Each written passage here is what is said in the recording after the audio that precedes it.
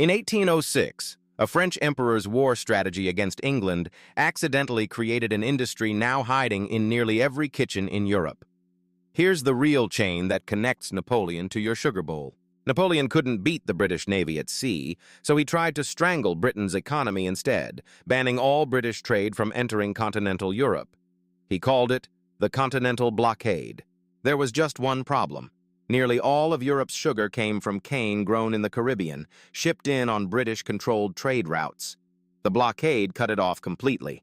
By 1806, sugar had all but vanished from European shops.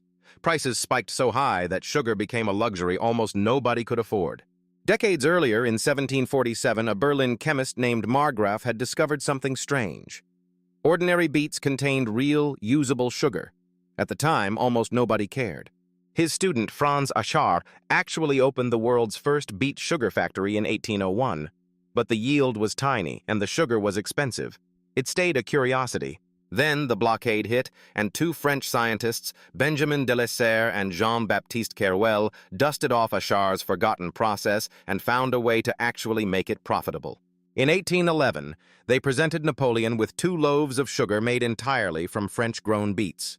He was reportedly stunned that homegrown beets could replace tropical cane.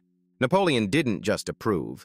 He decreed that 32,000 hectares be planted with sugar beets immediately, and personally funded new factories and a school dedicated to beet sugar science. Napoleon fell in 1815. The blockade collapsed. Cheap Caribbean cane sugar flooded back into European ports. By most measures, the beet sugar experiment should have simply died. It didn't. French and German farmers had already built the infrastructure, the expertise, and the appetite for homegrown sugar. The industry kept growing anyway. By 1840, beets supplied about 5% of the world's sugar.